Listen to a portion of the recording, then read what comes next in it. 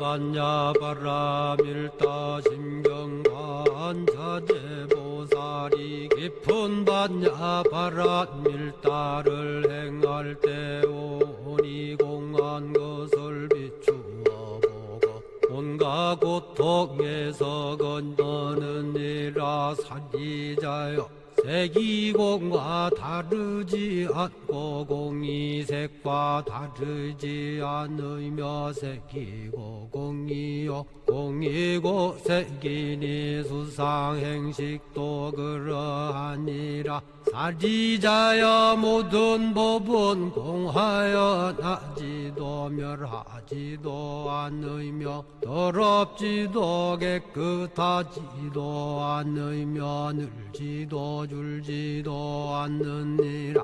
그러므로 곧 가운데는 색이 없고 수상행식도 없으며 안이비설신의도 없고 색성향미 촉법도 없으며 눈의 경계도 의식의 경계까지도 없고 무명도 무명이 다함까지도 없으며 늙고 죽음도 늙고 죽음이 다함까지도 없고 고진열도도 없으며 지혜도 얻음도 없느니라.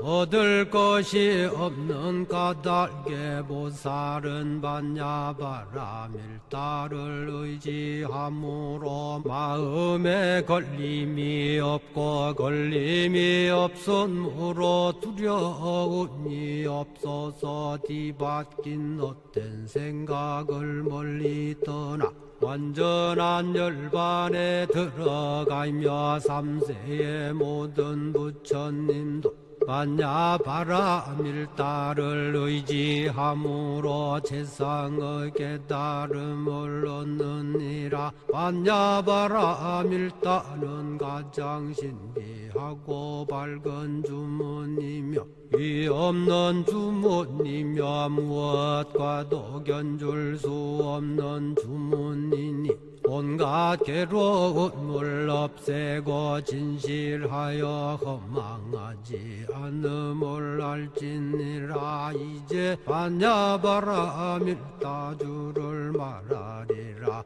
아제 아제 바라 아제 바라 승아제 모지사바 아제 아제 바라 아제 바라 승아제 모지사바 아제 아제 바라 아제 바라 승아제 모지사바.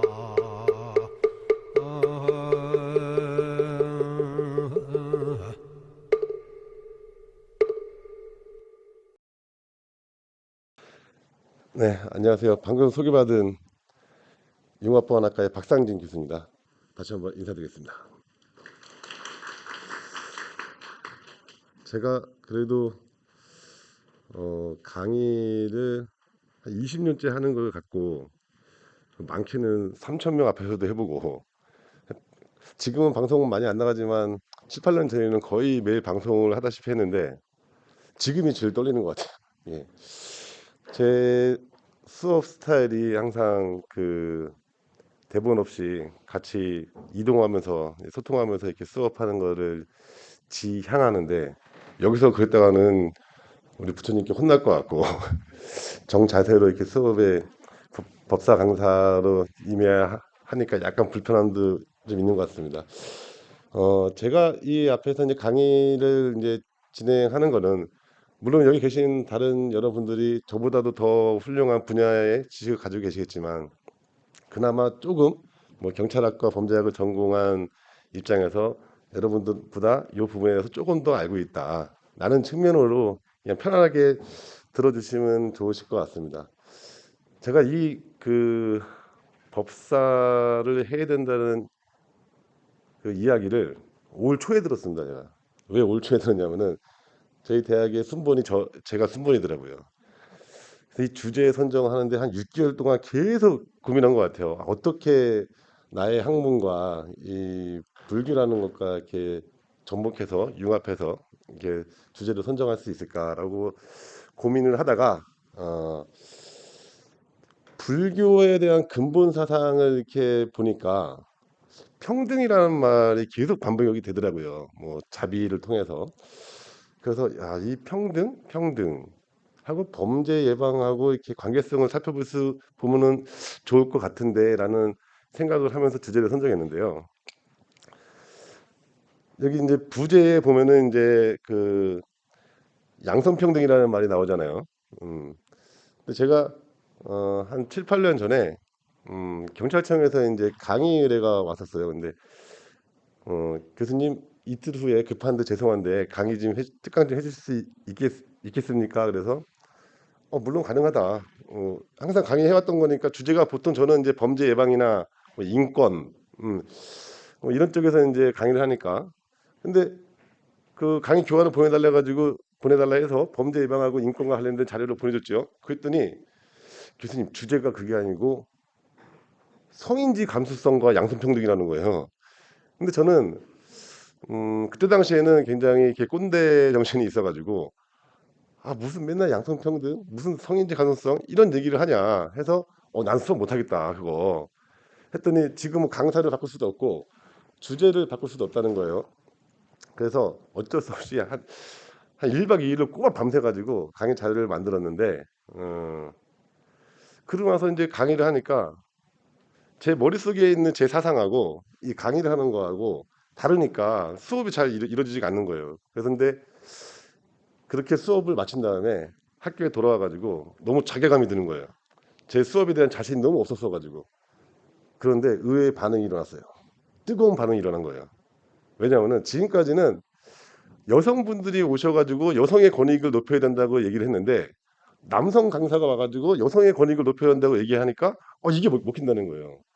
그러면서 각 기관에서 양성평등 강사로 막 초빙하기 시작하는데 그러면서 한 기관의 홈페이지에 이색 강사해가지고 박상진 교수 양성평등 전문가 이렇게 뜬 거예요. 그래서 당장 홈페이지에 그거 내려달라 이렇게 했는데 그때 양성평등을 제가 접하면서 야 양성평등이 범죄에 영향이 있다는 걸 알게 됐어요. 그때.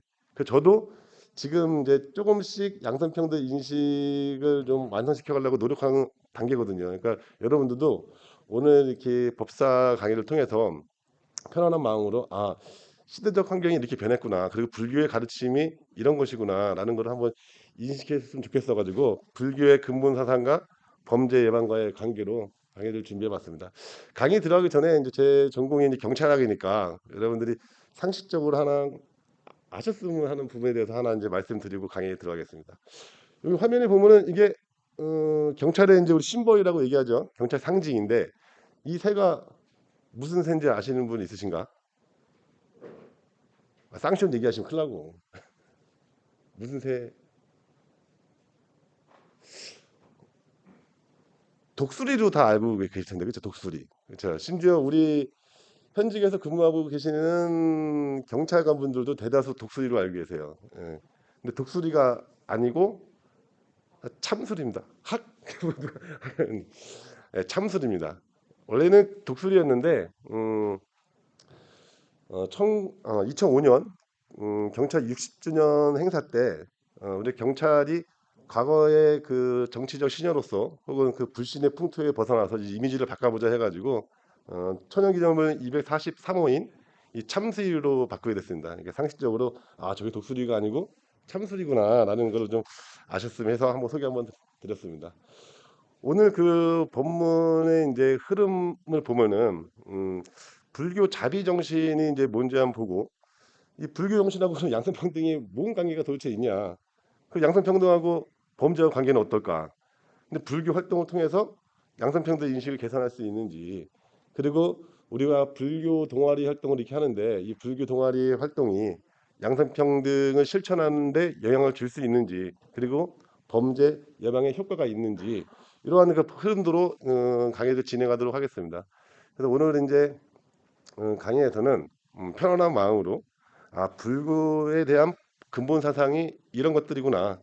그리고 성역할 고정관념을 줄이고 양성평등을 실천하는 것이 정말 중요하구나. 그리고 불교 정신하고 양성평등이 정말 이런 관계가 있네.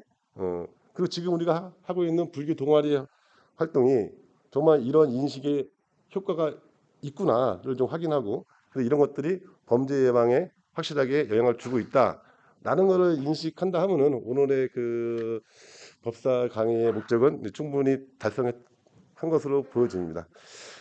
그래서 이제 이 목차는 불교와 양성평등의 관계를 시작해가지고 이것을 통해서 범죄를 예방할 수 있는 전략까지 소개하면서 이제 강의를 이제 마치도록 하겠습니다. 본격적으로 이제 강의 이제 들어갈 텐데요. 사실 우리가 범죄를 예방한다고 하면서 우리는 이렇게 생각을 처음에 했어요. 야, 범죄자의 입장에서 쟤는 왜 범죄를 저지를까? 범죄 사회학적, 심리학적, 생물학적 이 원인이 뭔데? 혹은 쟤를 어느 정도로 처벌해야지 다시는 범죄를 저지르지 않을까? 혹은 저 범죄자를 어떻게 사회에 복귀시킬까? 적응시킬 수 있을까? 그래서 우리가 보통 교도소를 은어로 뭐라고 많이 불러요? 영화에서 어디 간다 그래요? 그렇죠. 학교 간다 그러죠. 그래서 거기서 교육을 시켜가지고 사회에 잘 복귀시키기 위한 기관이라서 이제 그런 은어를 쓰기도 하는 겁니다. 자, 그런데도 불구하고 우리는 이 범죄자의 입장에서 이런 정책을 만들고 경찰 활동을 해요. 그럼에도 불구하고 범죄는 계속 발생하는 거예요. 그래서 우리는 반대로 한번 생각해봤어요. 피해자 입장에서 쟤는 왜 절도를 당할까? 쟤는 왜 학교 폭력을 당할까? 쟤는 왜 상해를 당했을까? 다른 사람은 당하지 않았는데. 어. 제 생활 패턴이 어떻길래? 생활 양식이 어떻길래? 그리고 쟤는 어쨌길래 범죄자로부터 매력적인 대상이 돼서 범죄자의 표적이 됐냐? 또 이 분야에도 많은 연구를 하고 이제 정책 활동을 했죠. 그럼에도 불구하고 범죄는 계속 발생하는 거예요. 그런 찰나에 제가 이런 생각을 해봤어요. 이 불교뿐만 아니라 모든 종교는 단순하게 그냥 착하게 살라는 거예요, 다. 나쁘게 살라는 얘기는 없잖아요. 자, 그래서 이 종교 활동은 정말로 개인의 가치관 형성에 큰 영향을 미치거든요. 그래서 이 인성이라는 거를 정립할 수 있는 기회가 종교적인 활동인데, 보통 보면은 보통의 종교가 뭐 도덕적 규범이라든지 아니면 가치 내면화를 이야기하면서 금지 규범을 많이 얘기해요. 우리 불교뿐만 아니라 뭐 천주교라든지 기독교도 뭐 폭행하지 마라, 뭐 절도하지 마라, 거짓말하지 마라. 그리고 실천적인 측면에서는 관용을 베풀어라, 사랑해라, 자비를 베풀어라 이런 것들을 강조하잖아요. 자, 그래서 이런 인성 형성에 우리가 좀 종교 활동을 통해서 범죄를 예방할 수 있는 방법이 있지 않을까라고 생각하면서 불교 활동을 통해서 우리가 인성을 정립해서 범죄를 예방할 수 있도록 하자라는 생각을 하게 되었습니다. 그래서 주제도 이렇게 선정하게 된 거고요. 그럼 인성이라는 게 얼마나 중요하냐, 인성이라는 게. 이 인성은 쉽게 얘기해가지고 어렸을 때부터 보고 듣고 느끼면서 자연스럽게 형성된 거. 이것이 인성이거든요. 인성이라는 게 얼마나 무섭냐면요. 제가 이제 가끔 저녁에 이제 늦게 들어가고 하면은 이제 와이프가 그래요. 뭐 언제까지 이렇게 맨날 늦게 들어올 거냐. 그래서 앞으로 내가 12시 이전에 항상 들어오겠다. 그러면 하는 말이 그래요. 오빠 엄마가 사람 고쳐 쓰는 거 아니라 했어. 절대 안 바뀌어. 이게 인성이에요. 무서운 거예요. 독도는 우리 땅, 일본 땅. 독도는 일본 땅이에요, 우리 땅이에요? 아, 우리 땅이지. 그럼 왜 우리 땅이야? 왜? 아, 몰라. 태어날 때부터 그냥 독도 하니까 그냥 우리 땅이 되는 거예요. 그게 인성이에요. 그 정도로 무서운 거예요. 이게 인성이라는 게. 그래서 종교 활동을 통해서 이제 이런 예방 활동을 하고 인성을 길러야겠다라고 생각하면서 이 주제를 생각했는데, 그럼 우리는 종교 활동을 그러면 어떤 식으로 실천해 나가야 될까? 지금 현 시대에는 제가 생각하는 현 시대에는 많은 이제 큰 스님들께서도 말씀하시지만 어, 절에를 맨날 가고 성당을 맨날 가고 교회를 맨날 나가고 이런 것들이 종교 활동을 열심히 하고 신념이 깊은 것이 아니다. 내 생활 속에 이러한 그 종교 의식이 있어야 된다는 겁니다. 즉 생활 불교의 실천이죠. 생활 불교 실천. 그래서 이제 뭐 이 생활 불교 실천 그럼 우리는 그럼 어떻게 실천하고 있을까? 제가 곰곰이 생각해봤는데 어느 순간 저희 이 동국대에서 생활 불교 실천의 바람이 불고 있다는 걸 느꼈어요. 뭘 통해서? 불교 동아리 활동을 통해서요. 왜 그러냐면요. 우리 여기 팔정도에 보면은 그 앞에서 이제 합장하고 가잖아요, 이렇게. 저도 사실은 처음에는 그 지나가면서 그거 익숙하지 않았거든요. 지금은 해요. 근데 학생들이 하더라고요, 그거를. 학생들이 해요. 그리고 학생들이 서로 인사할 때 합장을 하면서 인사를 하는 거예요. 그 수업 시간에 가끔 늦게 들어온 친구들이 있는데 이 친구들이 문을 살짝 열면서 조용히 들어와요. 조용히 들어올 때 교수님한테 미안한 마음이 있으니까 쟤랑 눈 마주치면서 합장하면서 들어와요. 어. 야, 이게 정말 이게 생활불교 실천이구나. 저는 이 생활불교의 실천을 통해서 큰 도움을 받고 있어요. 제가 이제 집에 갔는데 좀 상황이 불리한 상황이 있다. 그러면은 제 친구한테 미리 제가 딱 얘기해요. 야, 내가 한 10분 후에 나한테 전화 좀 해줘라. 라고 얘기해요. 그러면 그 친구가 10분 후에 전화가 와요. 어, 반찬 선생님 지금 전화가 아니라 제가 하랄 때 전화하세요. 제가 미리 이제 전화 좀 한번 해달라고 했는데 저한테 좀 약간 불리한 일이 있으면은 친구한테 전화를 좀 해달라고 부탁하면은 딱 10분에 전화가 와요. 전화 한번 해보세요.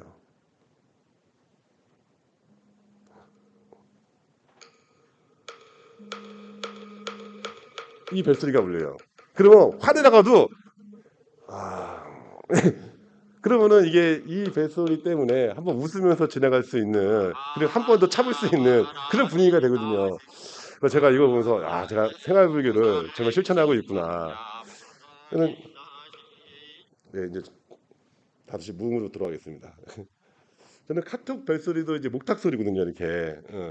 그러니까 이런 게 이제 생활 속에 이제 묻어들면서 어떤 상황이 왔을 때 이런 벨소리를 인해서 한 번 더 생각하게 되고 한 번 더 차분해지고 그러면서 관계성도 더 좋아지는 그런 생각이 듭니다. 그래서 생활 불교를 실천해야 된다. 그래야지 부부관계도 좋아진다. 가정문이 평화적이다. 다음에 이제 성 역할 고정관념이라는 것은 이제 다들 아시다시피 이제 특정한 성에 대해서 이 역할을 고정적으로 생각하고 있는 것이죠. 어떠한 역할을 기대하고. 그런데 이러한 그 성 역할에 대한 고정관념이 그럼 왜 우리한테 이게 좋지 않은가? 어, 어떠한 악영향이 있냐? 쉽게 생각해서 이렇게 생각하시면 돼요. 만약에 우리나라에 10개의 직업이 존재한다. 근데 그 중에서 5개는 어, 여자인 내 딸이 선택할 수 있는 뭐 미용사, 간호사 뭐 이런 직업들 여자들이 가질 수 있는 내 딸. 그리고 나머지 5개는 아들인 남자가 가질 수 있는 뭐 군인, 경찰, 뭐 기술자 이런 직업군이 있어요. 그럼 이 성 역할에 대한 고정관념이 박혀 있으면은 내 딸인 여자는 10개 직업 중에서 이 중에서 내 진로와 적성을 선택하는 게 아니라 5가지에서만 선택하는 거예요. 불행한 거죠. 반대로 이제 남자인 아들도 마찬가지고요. 근데 이 성 역할에 대한 고정관념이 없으면은 무너지면은 더 많은 기회를 얻을 수 있다는 거예요. 실제로 보면은 요즘에 TV 보면은 셰프나 디자이너 나오는 거 보면은 남자들 많잖아요, 이렇게. 근데 많은 이런 고정관념이 많이 없어졌다는 거예요. 그래서 뭐 야 여자가 왜 이러냐 남자가 왜 이러냐 같은 이런 여자는 이뻐야지 야 남자가 울기는 왜 울어 이런 표현들 이런 것들이 많이 없어졌죠.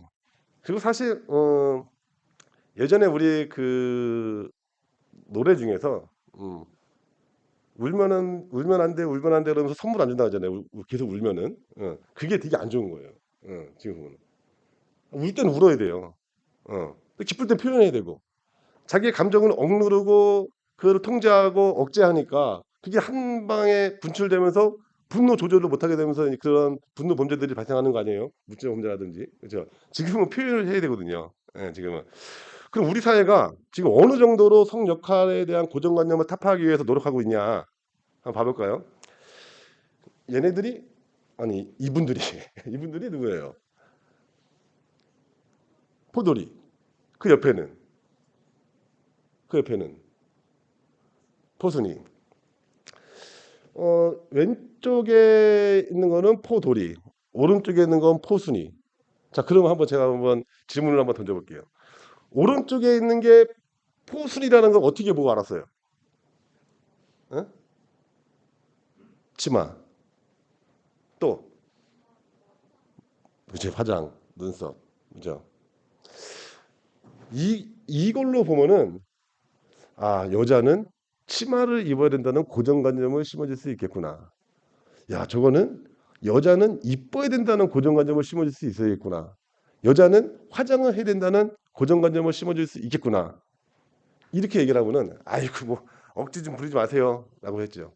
근데 지금 어떻게 됐어요? 이 포순이 이 포순이 바지 입었어요 이제. 예? 봐봐요. 눈썹 하나 지웠어요. 이런 시대예요 지금 우리 시대가. 어 우리가 신호등을 보면은 파란불이 들어오면은 건너가죠 신호등에서. 근데 남자들하고 여자들하고 이렇게 무리지어 이렇게 앉아 있다가 파란불 딱 들어왔는데 남자들만 건너가는 거예요. 그 여자 너 왜 안 건너냐 했더니 야 우리는 건너지 말래. 야 뭔데? 야 파란불 표시 봐봐. 남자만 건너가고 있잖아. 우리는 건너가지 말래. 우리 비상구 표시 보면요. 건물에 그쪽 비상구 표시가 있고 사람 뛰어가는 모습이 있어요. 여자는 절로 탈출하면 안 된다는 거야. 왜? 봐라. 남자만 절로 가라고 돼 있지 않냐. 그럼 우리 뭐라 그랬어요? 야 억지 부르지 마라. 말 대는 소리 해라. 근데 그 이 억지가 실현되고 있죠. 제 신도시 가봐요. 신도시 가면 신호등 새로 설치된 거는 세 명이 걸어가고 있어요. 가운데 아이 손잡고. 그렇죠? 새로 지어진 건물 비상구 봐봐요. 두 명이 뛰어가고 있어요. 이렇게 시대가 바뀌었다는 거예요, 이제. 근데 이렇게 시대가 바뀐 거에 우리가 순응하지 못하면은 내가 사회에 적응하기가 힘들다. 이거 맞춰가야 된다라는 거죠. 자, 그럼 양성평등으로 자, 성 역할에 대한 고정관념을 탈피해서 양성평등을 실천하자는 건데 그 진정한 양성평등은 그럼 뭐냐? 남녀가 똑같아야 되는 거냐? 남녀가 똑같은 게 진정한 양성평등이냐? 그러면 남녀가 똑같으려면 남자도 애를 낳아야겠네? 똑같아야 되니까. 그렇죠? 자, 그런데 진정한 양성평등은 이런 생물학적 특성 같은 거를 인정하고 이런 차이를 인정하는 거죠. 차이. 그러니까 여기 나와 있는 것처럼 여자는 출산을 하고 어른이 되면 남자는 대부분 여자보다 좀 강한 힘을 갖게 되고 이런 것들 이거 인정하자는 거죠. 이런 차이는 인정하고 차별하지 않는 거. 근데 그런 것들이 진정한 양성평등이죠. 자, 그러면 여기 계신 분들 한번 본인 스스로 나의 양성평등에 대한 인식에 대한 수준을 한번 테스트 한번 해보겠습니다. 자, 이 질문에 속으로 네, 아니오를 한번 속으로 한번 생각해 보세요. 남자아이와 여자아이가 다퉜을 때는 남자아이가 양보하는 편이 낫다. 여자아이에게 장난감총이나 자동차를 선물하는 것은 정서 발전에 좋지 않다. 여자아이는 상냥하고 친절해야 사회생활하는데 유리하다. 남자아이가 머리를 기르거나 화장하는 것은 자아 정체감 형성에 좋지 않다. 남자아이에게는 체계화하는 작업을, 여자아이에게는 섬세한 작업을 맡기는 것이 더 효율적이다. 여자아이는 교사나 간호사, 남자아이는 군인, 경찰, 의사 등 더 적합한 직업이 존재한다. 네, 아니요. 이거를 속으로 한번 3초 동안 한번 생각해 보세요.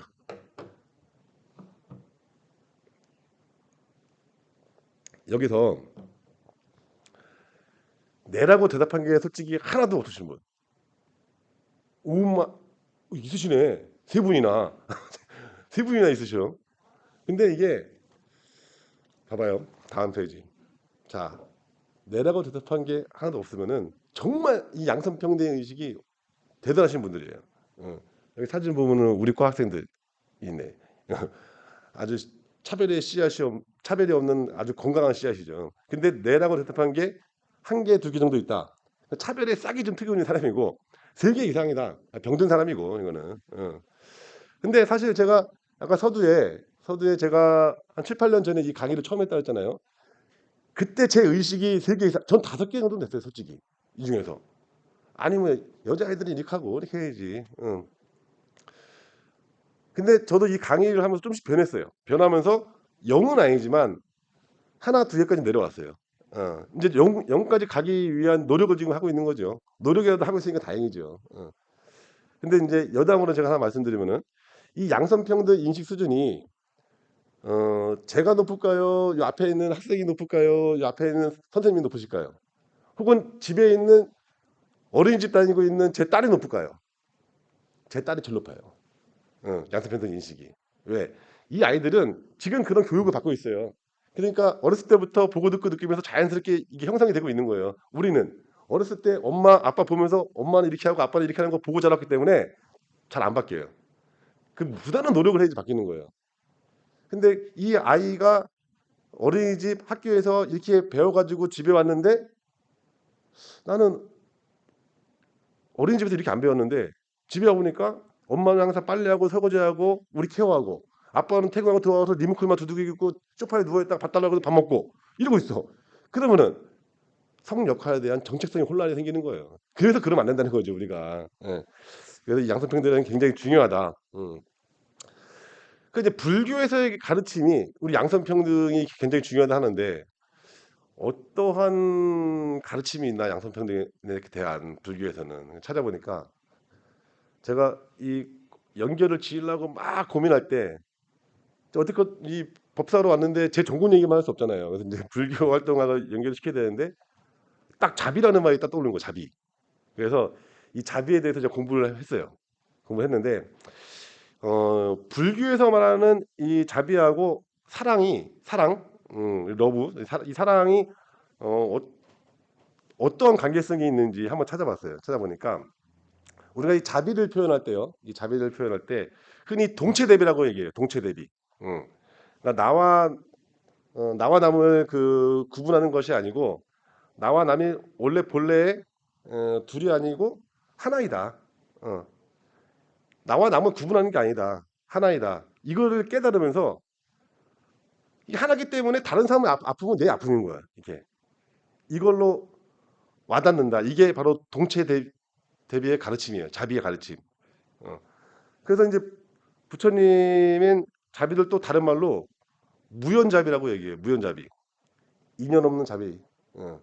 조건 없이 차별 없이 보답을 바라지 않는 그런 자비라는 거죠. 저 사람이 내 부모래서 저 사람이 내 아내래서 저 사람이 내 남편이래서 저 사람이 내 자식이라서 사랑하는 게 아니라 그냥 그들이 고통받고 있는 것을 내가 그냥 구원해내야 된다는 내 하나기 때문에 어. 그런 곳에서 이제 그런 가르침에서 이제 차별성이 없다는 것을 이제 자비에서는 가르치고 있더라고요. 이걸 보니까. 그래서 이제 이러한 자비는 불의의 말씀에서도 우리가 이제 찾아볼 수 있는데요. 나와 남이 다르지 않고 나와 남이 둘이 아님을 아는 데서 시작이 되는데 모든 중생은 평등하게 사랑하는 것이 바로 불교의 가르침이다. 불교의 가르침. 그래서 일반적인 의미에서 우리가 이제 사랑을 얘기할 때 부모에 대한 사랑 혹은 남녀간에 대한 사랑 이런 무수한 갈래의 사랑을 많이 얘기하는데 어, 우리 불교의 자비는 이 세속에서 얘기하는 이러한 그 사랑과 구분된 가장 높은 차원의 사랑이라는 거예요. 왜 그러냐? 우리가 완전한 사랑을 얘기할 때 보면은 뭐라고 얘기해요? 야, 조건 없는 사랑, 무조건적인 사랑, 이게 완전한 사랑이다라고 얘기하잖아요. 근데 우리 불교의 가르침이 바로 그거예요. 예. 그래서 불교의 자비와 사랑은 달리 구별할 필요가 없다. 똑같은 거다. 완전한 사랑이다. 불교의 자비의 가르침이. 이 자비의 가르침은 즉 양성평등을 추구하는 거다. 평등하는 거니까. 그래서 불교의 이제 근본 사상이 자비, 평등, 영기, 무아 이렇게 네 가지를 대표적으로 이야기하는데요. 자비와 이제 그 평등적인 측면에서는 야 이게 정말 모든 것을 공평하게 동등하게 대해야 된다는 거라는 거를 느꼈어요. 그럼 영기와 무아에서는 무슨 가르침을 줄까? 보니까 영기는 이것이 있으면 저것이 있고 저것이 없으면 이것도 없다. 이런 가르침이거든요. 그러니까 모든 존재는 독립적으로 있는 게 아니라 상호 공존하고 있다는 거예요. 이렇게. 그리고 무아는 인간의 존재가 고정된 하나가 아니라 어, 어, 하나가 아닌 것을 이제 가르치는 건데 쉽게 얘기해 가지고 너는 여자니까 너는 남자니까 이 한 역할에 집착하고 고정되어 있는 것이 아닌 거예요. 그러니까 성별의 구분을 초월한 인간의 존엄, 평등을 실천하는 게 바로 무아 정신이라는 거예요. 자, 이렇게 영기나 무아는 이런 관점에서 볼 때 성별을 따로 구분할 필요가 없다. 신분에 따라서. 그래서 여기서 찾아볼 수 있는 평등과는 일체 중생 계유불성이다라는 곳에서 찾아볼 수 있더라고요. 이 가르침이. 일체 중생, 모든 중생은 계유불성, 불성을 지닌다. 이건 뭐예요? 법화경에서 모든 중생은 성불할 수 있다라고 이렇게 설명하고 있습니다. 즉 성별, 신분, 지식 유무와 관계없이 누구나 깨달음을 이룰 수 있다는 것을 강조하고 있죠. 어, 이런 사상은 우리 불교가 처음 이제 도태됐을 때 인도 사회에서는 남성 중심적인 그 계급 질서였잖아요. 자, 이런 것들을 넘어서는 혁신적인 사상으로 우리가 발전하고 있다. 불교 사상이 라는 걸 보여주고 있습니다. 그래서 이 불교가 이렇게 발전하면서 석가모니 부처가 살던 우리가 그 기원전 5세기 인도 사회를 보면요. 이때는 뭐 완전히 철저한 그 가부장적 사회였어요. 여성은 당연히 종교 의식에도 참여하지 못하고 교육의 기회도 받지 못했죠. 그러니까 남성 중심의 사회 구조 속에서 종속된 위치에 완전히 머물고 있었죠. 하지만 석가모니가 기존의 이러한 사회적 통념들을 깨고 여성도 깨달음의 가능성을 지니고 있는 것 같다라고 인정을 하면서 대표적인 사건이 발생해요. 뭐냐? 비구니 승단의 창설. 비구니 승단을 창설한 겁니다. 에, 이게 여성 수도 공동체인 세계 최초의 공동체인데 음, 이 마하파자파티 고타미 이것도 발음하기도 힘드네요. 이 분이 계시는데 이게 부처의 양모이자 이모라 하더라고요. 근데 어, 이분께서 여성들도 출가를 할 수 있게끔 해달라, 출가해서 수행을 할 수 있게끔 해달라라고 이제 간청을 했는데 처음에는 거절을 당해요. 거절하는데 그 다음에 바로 아난다 존자라는 분이 간청을 했는데 그때 이거를 들어주게 된 거예요. 그래서 여성 출가를 허용하게 됐죠.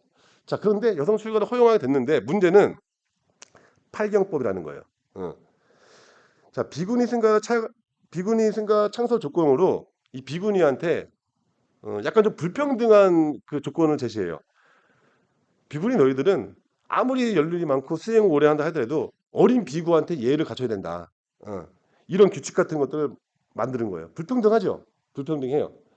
근데 지금 생각해 보면은 그 인도 사회의 그런 분위기 속에서 발전하면서 비구니 승단을 창설할 수 있는 계기가 생기면서 어, 이 정도는 우리가 받아들이겠다 양보하면서 타협의 산물로 삼은 것 같아요. 불평등하지만 그러면서 계속 이제 발전을 해 나가야 되니까요. 그 대승불교 이제로 발전하면서 사실 불교가 이제 인도에서 동아시아로 전파되면서 대승불교로 발전한 후로 불교 세계관이 많이 바뀌어요. 특히 포용적으로 확장이 돼요. 대승불교는 모든 존재가 깨달음을 얻을 수 있다. 그러면서 보살 사상을 중심으로 발전하기 시작합니다. 근데 그 속에서 여성적 상징과 역할이 새롭게 이제 탄생이 되는 거예요. 법화경의 옥녀 성부이라는 이제 이야기가 있는데요. 이 이야기는 용왕의 딸인 어린 소녀가 부처님의 가르침을 받고 즉시 깨달음을 얻어가지고 부처가 되는 이야기예요.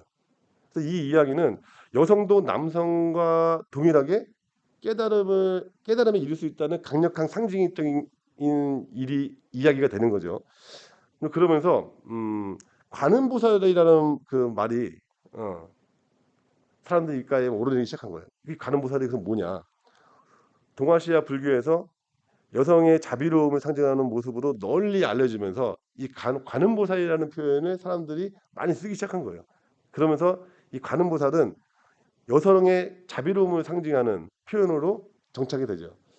이러한 그 대승불교의 발전은 불교가 단순히 남성 중심의 수행 체계를 넘어가지고 이제는 여성도 여성도 음, 여성적 가치와 자비의 이념을 포용하는 방향으로 계속 발전하고 있는 모습을 보여주고 있습니다. 그 현대 사회에서는 그럼 어느 정도까지 그 여성의 지위가 이렇게 올라왔냐? 대만, 스리랑카, 태국과 마찬가지로 우리 대한불교 조계 중에도 여성 승려들의 교육이나 포교, 복지 여러 분야에서 활약을 하는 비구니 승단의 지위가 굉장히 강화되었습니다. 사실적으로. 그리고 대한불교 여성회, 그리고 비구니 승가 연합회 이런 것들을 통해서 여성 불자들이 여성의 권익이나 사회적 참여를 계속적으로 확대해 나가고 있고요. 이러한 변화 속에서 불교의 자비와 지혜 이런 가르침은 성별의 구분 없이 누구나 다 깨달음을 얻을 수 있다는 그러한 남녀 평등적인 사상이 정착되기 시작되었습니다. 이 불교의 근본 사상이 결국에는 지금까지 보면서 성 역할에 대한 고정관념을 타파해 왔고, 그리고 이걸 통해서 양성평등을 실천해 나가는 가르침이다라는 것을 우리는 확인할 수 있었습니다. 그러면 일반적으로 우리 불교가 종교 활동을 통해서 얻을 수 있는 게 뭐냐, 얻을 수 있는 효과가 뭐냐, 일반적인 종교 활동입니다. 규칙적인 활동을 통해서 뭐 생활에 대한 만족도를 얻을 수 있다.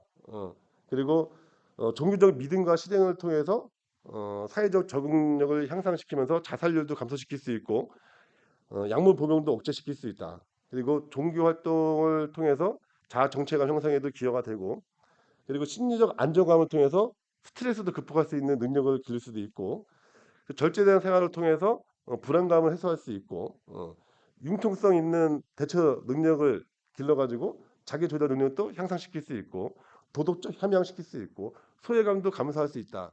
일반적으로 불교 종교 활동을 하면은 이러한 효과를 누릴 수 있다는 거예요. 그럼 과연 그렇다면은 우리 불교 동아리는 어떤 효과를 누릴 수 있을까? 제가 한번 찾아봤습니다. 제가 이 연구가 제일 오래 걸렸습니다. 강의 준비하면서. 먼저 불교 동아리의 이제 활동을 봤을 때 어떤 효과를 기대할 수 있냐면요. 개인적인 측면하고 이제 사회적인 대인관계 측면, 그리고 학문적 측면, 그리고 이들이 사회적으로 어떤 실천을 할 수 있는지 그 효과를 한번 찾아봤어요. 먼저 개인적 측면에서 보니까 명상이나 호흡 수행, 뭐 차단 같은 거 있잖아요. 이런 활동을 통해서 스트레스, 마음 챙김, 우울, 불안감 감소, 그리고 자기 통제 능력이 생겨나는 걸 기대할 수 있다. 그리고 불교 수행의 핵심인 자기 마음을 관찰하는 과정. 이 과정을 통해서 자기 이해, 그리고 자아 성찰, 그리고 감정 조절, 가치관을 정립할 수 있다. 그리고 이제 우리가 동아리 활동을 하면서 정기적인 모임도 하고 수행도 하고 봉사활동도 이렇게 하고 다니고 하잖아요, 같이. 이 속에서 공동체 의식이라든지 소속감, 상호 배려, 갈등을 해결할 수 있는 능력 이것도 기를 수 있는 효과를 가지고 있다. 그리고 자비와 상호 의존성, 즉 아까 봤던 연기를 얘기하는 거죠. 이 가르침을 통해서 공감 능력이 향상되고 그리고 비폭력적인 소통을 하게 된다. 그리고 이제 학문적으로 봤을 때요. 학문적으로 봤을 때 우리가 이 종교 동아리 활동을 하면서 불교 역사를 배우거든요. 불교 역사. 그리고 교리도 배우고 그 명상 이론 같은 것도 배우고 자주 접하게 돼요. 그 속에서 불교 철학이라든지 종교적인 이해라든지 그리고 철학적인 사고력, 비판적 사고력 이런 것들이 길러질 수 있다. 그리고 명상과 마음 챙김을 통해 가지고 학업, 집중력 향상 그리고 기억력 향상에도 도움이 된다. 그러면 이런 것들이 사회적으로 어떠한 실천적인 효과가 나타나냐 보니까 큰 틀에서 자비의 가르침을 실천하면서 봉사, 나눔, 그리고 지역사회 참여, 공동체 생활의 중요성 이거를 깨닫게 된다는 거예요. 그뿐만 아니라 우리가 이 자비 그리고 불교의 근본 사상들 평등, 무아 이런 것을 통해서 야 모든 사람들은 평등하다. 이런 가치관이 정립이 되면서 양성평등 혹은 성인지 혹은 인권에 대한 이런 감수성이 향상되는 효과를 누리고 있다. 그래서 이 불교 동아리 활동을 이제 보면은 정서적으로 안정감을 주고 공동체 형성의 능력, 지적 성장, 사회적 실천 능력 향상 이런 것들을 봤을 때 우리의 불교 동아리 활동은 어느 한 효과가 나타나는 게 아니라 복합적으로 효능감을 발휘하고 효과를 보이고 있다라는 것을 볼 수 있겠습니다. 그래서 제가 이제 그러면 요 불교 동아리 활동이 중에서 양성평등적인 측면에서는 어떠한 효과가 많이 나타나고 있는지 한번 제가 살펴봤습니다. 보니까 어, 명상이나 법회 같은 걸 통해서 성 역할에 대한 고정관념이 굉장히 완화되고요. 그리고 자비와 존중 사상 이걸 통해 가지고 상호 존중하는 문화가 형성이 되고 그리고 이 학생들이 그러한 이 자비 정신이라든지 이러한 평등에 대한 인식이 강화되면서 어떤 차별적인 문제가 발생했을 때 그걸 지적하고 대응할 수 있는 능력이 생기더라고요. 그리고 이제 감정 조절할 수 있는 명상을 통해서 감정 조절할 수 있는 능력도 생겨나게 되고 그리고 봉사 활동을 통해 가지고 우리 봉사 활동할 때 남녀가 함께 참여하잖아요. 그러면서 야, 이 일은 누가 해야 되는 거야? 누구 역할인 거야? 하면서 성 역할에 대한 성별에 대한 프레임을 강조하지 않고 그런 성별에 대한 그러한 역할에 대한 기대감 없이 누구나 다 이건 누구의 역할이 아니라 우리의 역할이다는 그런 인식 속에서 평등의 실천, 평등의 사상을 실천하고 있다. 그리고 이제 불교 동아리 활동을 하는 걸 보니까요. 이들이 직책을 뭐 남자니까 여자니까 이 일을 해야 돼 이런 것이 아니라 고루고루 나눠가지고 이제 그 일을 하고 있더라고요. 그러니까 여자니까 너는 이 일을 해, 남자니까 너는 이 일을 해 한 게 아니라 똑같은 인격체에서 사람으로서 그런 역할 분담을 하고 있는 것을 보면서 아 이들이 양성평등을 정말 실천하고 있구나라는 걸 느꼈고 그리고 이제 정서적 안정감도 이제 가지게 되고 성평등적 가치 삶에 대한 태도 자체가 누구를 야 얘는 부족하니까 얘는 이렇게 구분시켜 쟤는 여자니까 이렇게 구분시켜 쟤는 수준이 이러니까 이렇게 구분시켜 쟤는 무슨 과니까 이렇게 구분시켜 이게 아니라 똑같은 다 하나로 이렇게 보는 이러한 그 가치관이 형성된 것 같아요 아이들한테 그리고 어, 서로 남녀가 모두가 동등하게 존중하는 습관이 생기면서 양성평등을 실천하고자 하는 행동들이 계속 증가하고 있고 그리고 성인지 감수성 향상이라든지 폭력에 대한 그런 인식이 굉장히 높아졌다라는 것을 제가 효과를 눈으로 직접 확인을 해보았습니다. 그래서 이런 불교 동아리 활동이 정말 저는 굉장히 바람직하다고 느낀 게 철학적 기반으로 우리가 평등, 무아, 자비 이런 가치관이 정립되고 실질적인 활동으로 명상, 봉사, 참여를 통해서 이런 봉사 불교 동아리 활동을 통해서 양성평등의 의식을 접목시키고 실제로 이거를 실천해 나가는 동시적인 효과를 보이고 있다라는 겁니다. 자, 그러면 이런 양성평등이 그럼 우리 범죄 예방하고 뭔 관계냐라고 봤을 때 성희롱, 성매매, 성폭력, 가정폭력 이 범죄들을 보면요, 공통점이 있어요. 어떤 공통점? 어느 한쪽의 권한과 권력, 힘이 집중될 때 발생하는 범죄들이에요, 다. 그렇죠? 성희롱, 성매매, 성폭행, 가정폭력 다 마찬가지잖아요. 그럼 이 힘의 균형이 이루어지면 이루어질수록 범죄는 덜 발생한다는 거죠. 그럼 이 범죄들이 얼마나 심각하길래 교수님 계속 양성평등을 얘기하면서 이런 범죄들을 예방해야 된다고 합니까? 이 네 가지 범죄의 실태가 보통 이래요. 1년간 가정폭력 발생률은 45.5%예요. 두 집 중에 한 번은 이걸 경험한다는 거죠. 성폭력은 성희롱이 아닌 신체적인 접촉 이상을 봤을 때 10명당 한 번은 경험하고 있다. 성희롱은 60% 이상이고 성매매는 1년에 성매매 추정 건수가 거의 5천만 건입니다. 자, 그런데 이러한 범죄들에 대한 제가 넘겨서 했는데 못 넘겼네. 근데 이러한 범죄들에 대한 공통점이 뭐냐면은 뭐 인권적인 문제라든지 젠더 기반 폭력이라든지 상호 연관성이라든지 이런 것들을 얘기하는데 가장 큰 문제는 사회 구조적 문제입니다. 차별, 불평등한 문제 이게 가장 큰 문제다. 그리고 또 하나 이제 여기서 좀 흥미로운 부분은 가정폭력 상호 연관성인데요. 가정폭력, 성희롱, 성폭력, 성매매 요것들이 가정폭력을 당하는 사람이 성폭력을 당할 가능성이 커요. 그리고 성희롱을 당하는 사람이 또 성매매를 많이 당하고 상호 다 연관성이 있다는 거예요, 이게. 예. 자, 그 말은 이 네 가지 범죄를 다 동시에 예방할 수 있는 방법은 평등 사상의 정착이다. 양성평등에. 그래서 이 범죄 발생의 원인을 보면은 제가 서두에 말씀드린 것처럼 한쪽에 어느 쪽에 권한이 집중될 때 이때 범죄가 발생하는 거다라는 겁니다. 힘, 권력의 차이, 남성 중심적 이런 성문화, 소통의 부재, 성인지 가능성의 부재.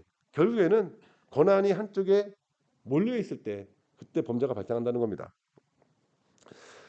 그래서 성 역할에 대한 고정관념을 탈피해서 우리가 이런 불평등한 요소를 제거함으로써 양성평등을 실천할 때 우리 불교의 자비정신 이걸 실천하면서 양성평등 실천할 때 범죄를 예방할 수 있겠구나라는 이제 결론에 이제 도달했습니다. 그래서 보면은 우리가 지금 불교 동아리 활동을 이제 열심히 되게 하고 있는데 이 불교 동아리 활동은 그냥 동호회 측면이 아니라 우리 양성평등의 정착을 위해서도 굉장히 바람직하고 긍정적인 영향을 주고 있다. 그래서 우리가 불교 동아리 활동을 더욱 열심히 하자. 그러면은 범죄를 예방해서 안전한 동국대학교를 만들 수 있다. 라는 걸 강조하면서 오늘 법사 강의를 마치도록 하겠습니다. 감사합니다.